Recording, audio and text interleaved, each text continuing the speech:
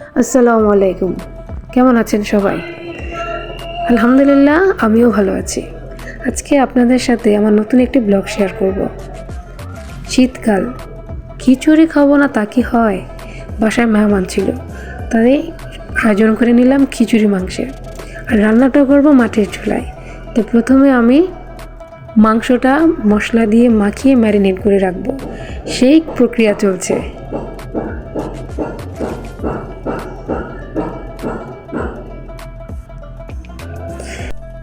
এখন অল্প একটু পানি দিয়ে নেব।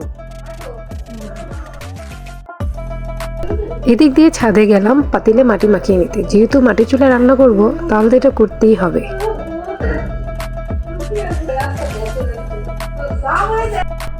এদিক দিয়ে আমার ভাগিনা চুলায় আগুন ধরিয়ে দিয়েছে। ও খুব ভালোভাবে চুলায় আগুন ধরাতে পারে, কারণ এর আগে আমি আরেকবারও আমরা পিকনিক করেছিলাম। ও এই চুলায় আগুনটা খুব সুন্দর করে ধরেছিল।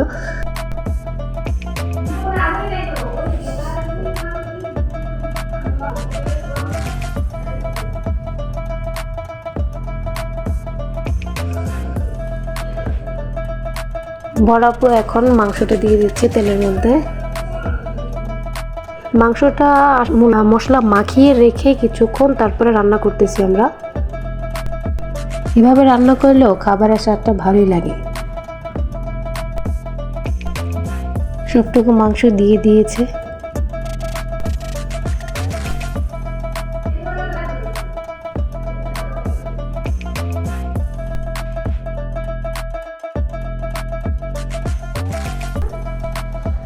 যেদিন এই পিকনিকটা করেছি ওই দিন আবার আমাদের এইখানে ইলেকট্রিসিটি ছিল না, সকাল 9টা থেকে 5টা অবধি।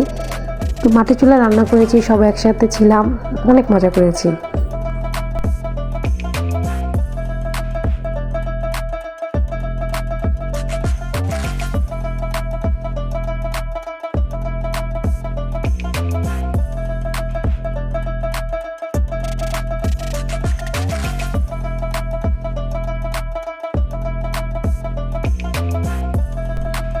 মাংস কষানোর পর দেখলাম যে মাংসে আরেকটু মশলা দরকার ছিল। তখন বড় আপু একে একে হলুদের গুঁড়ো, মরিচের গুঁড়ো দিয়ে নিল।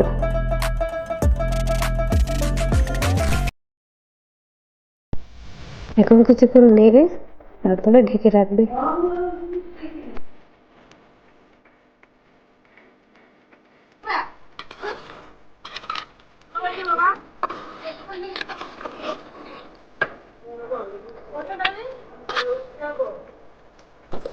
মাংসটা প্রায় কষানো হয়ে গেছে, এখন আমরা আলু দিয়ে দিলাম।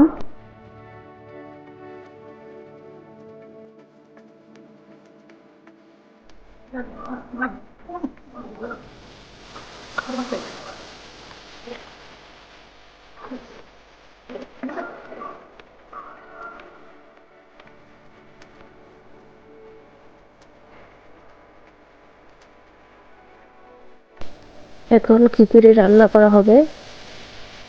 একে একে তেল, গরম মশলা, পেঁয়াজ, আদা, রসুন বাটা যা যা লাগে সবই দেওয়া হবে।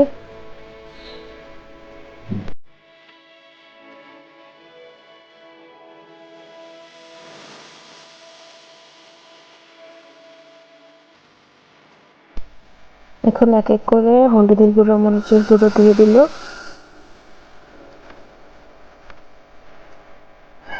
একটু পানি দিয়ে দিল এবং কিছুক্ষণ জাল দিয়ে এর মধ্যে চাল ডাল একসাথে মিশিয়ে যে ধুয়ে রাখা হয়েছে সেটা দিয়ে কষিয়ে তারপরে পানি দিয়ে দিবে।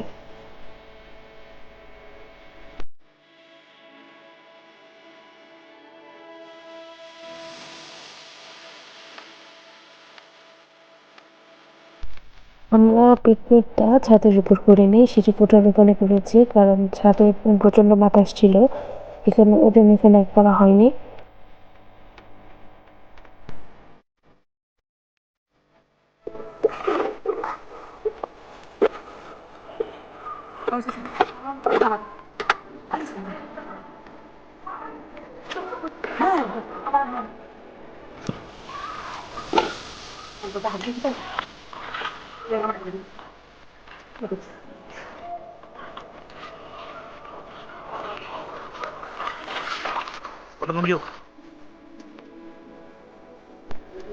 খিচুড়িও প্রায় হয়ে এসেছে। মেরে দেখে নিচ্ছিলাম কতটুকু কি হয়েছে। এখন ধনেপাতা দিয়ে দিল আপু। ধনেপাতা দেওয়ার পরে এটা একটু নেড়ে দমে রেখে দিবে।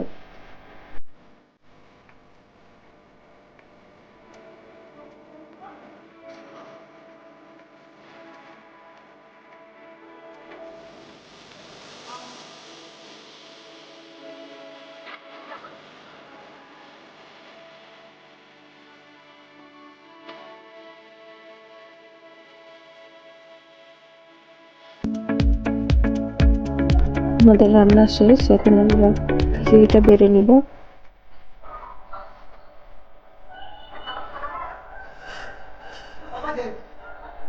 তারপর হচ্ছে গরুর মাংস তরকারিটা বেড়ে নিচ্ছি। এটা আমাদের পিকনিক হয়ে গেল।